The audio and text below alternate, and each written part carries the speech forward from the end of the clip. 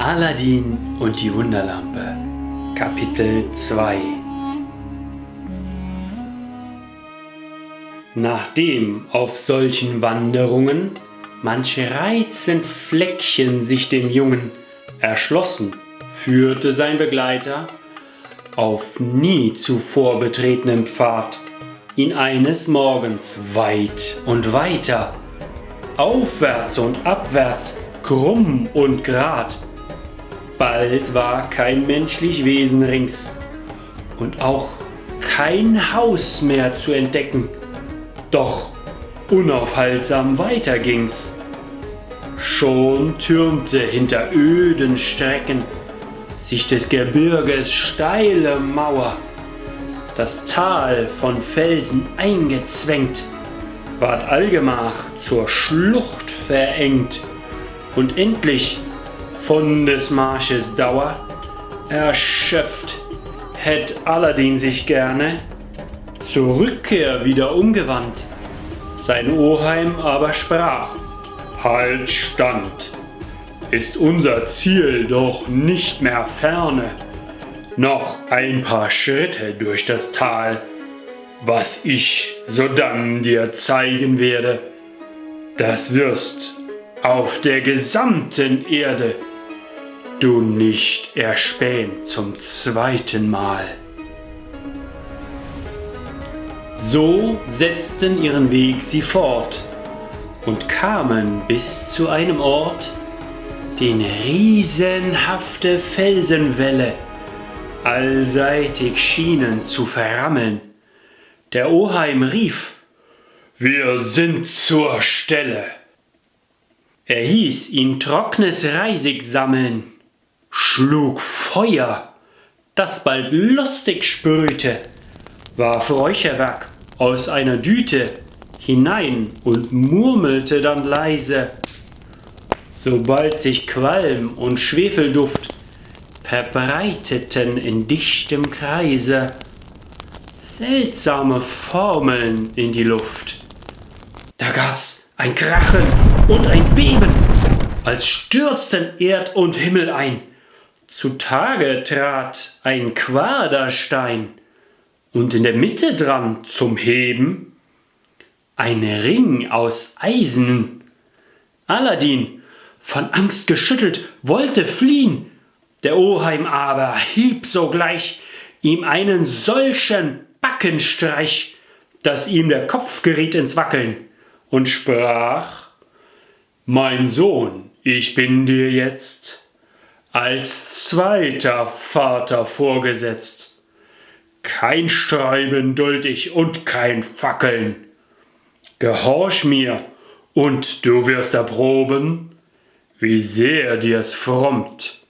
An diesem Platz liegt ein für dich bestimmter Schatz, der, wenn du glücklich ihn gehoben, dich reicher macht als alle Reichen der ganzen Welt.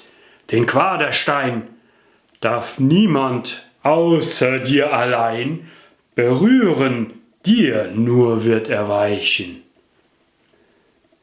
Aladins Oheim murmelt eine Zauberformel, und richtig, als nach bangem Säumen der Bursch am Eisenringe zog, konnt er den Stein beiseite räumen, obwohl er 100 Zentner wog, und er gewahrte drunter Stufen, nebst einer Tür. In diesen Schacht zu steigen bist nur du berufen, begann der Oheim, drum gib Acht auf alles, was ich nun dafür zu deinem Schutz dir anempfehle. Geöffnet findest du die Tür, sie führt in 3 gewölbte Säle, in jedem stehen 4 große Becken, voll Gold und Silber, doch lass ab, die Hand nach ihnen auszustrecken. Schürz auch dein Kleid und gürt es knapp, denn streift es irgendwo die Wände, so musst du deinen Tod erwarten. An jenes dritten Saales Ende wird auftun sich vor dir ein Garten, bepflanzt mit Bäumen mannigfalt, ein jeder voll mit Frucht behangen. Geh nur geradeaus, dann wirst du bald zu einer Treppe hingelangen. Ersteige sie getrost, sie mündet auf eine stattliche Terrasse. In einer Nische angezündet steht eine Lampe dort, die fasse. Verlösch sie, gieß die Flüssigkeit, mitsamt dem Docht heraus verhülle sie sorgsam unter deinem Kleid und bring sie mir. Wenn dich die Fülle des Gartens etwa lockt, so pflück auf deinem Weg hierher zurück, dir von den Früchten nach Belieben, und nun zu deinem eigenen Glück befolg, was ich dir vorgeschrieben.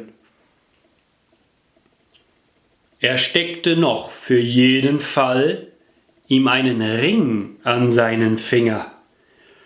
Der werde sich als Hilfebringer bewähren stets und überall.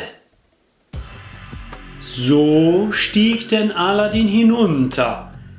Die Säle fand er laut Bericht, berührte deren Wände nicht, kam in den Garten, eilte munter, hinan die Treppen zur Terrasse, sah Nische und Lampe dort, verfuhr streng nach Geheiß, damit er nur vom Auftrag keinen Punkt verpasse. Und kehrte nun er unterm Kleide die Lampe sicher hielt verwahrt zum Garten um. O Augenweide, denn Früchte von verschiedener Art trug leuchtend jeder Baum zur Schau, teils hell, teils dunkel, weiß und blau, rot, gelblich, violett und grün, und allesamt in buntem Scheine, durchsichtig wie von innerem Glühen. Es waren lauter Edelsteine, da flammten, funkelten und brannten Türkise, Perlen, Diamanten, Smaragd, Rubin, Saphir, Topas, von gänzlich beispiellosem Werte. Doch Aladdin, der Unbelehrte, hielt sie für nur gefärbtes Glas. Er hätte lieber von den Zweigen sich süße Trauben oder Feigen gepflückt, als Spielzeug aber war der bunte Tand ganz annehmbar.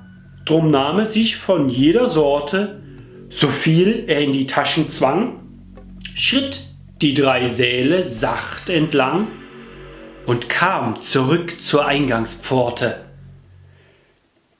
Den Oheim, der mit allen Zeichen der Ungeduld hier Wache stand, bat er zur Hilf ihm seine Hand beim Ausstieg aus dem Schacht zu reichen. Der aber rief in einem groben Befehlerton: Die Lampe her! Du sollst sie haben nach Begehr, sprach Aladdin, sobald ich oben. Der Oheim schrie mit steter Steigerung: Die Lampe! Doch voll Eigensinn blieb Aladdin bei seiner Weigerung. Wart bitte, bis ich oben bin. Des Oheims Wut ward ungeheuer.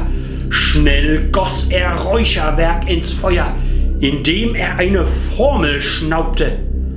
Der Quader klappte drauf im Nu, dem Aladdin grad überm Haupte, wie eines Kastens Deckel zu. Wer wird aus diesem Oheim klug?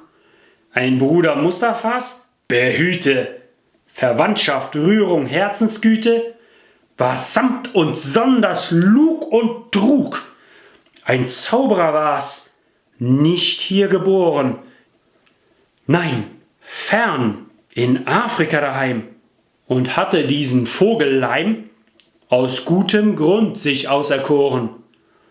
Nachdem er nämlich festgestellt, durch Hexerei, dass in der Welt es eine Wunderlampe gäbe, die zu der höchsten Macht erhebe, ja, Geister fähig sei zu binden, hat er in einem Zauberbuch nach manch vergeblichem Versuch den Ort entdeckt, wo sie zu finden, und so von Habgier angefacht, flugs auf die Reise sich gemacht.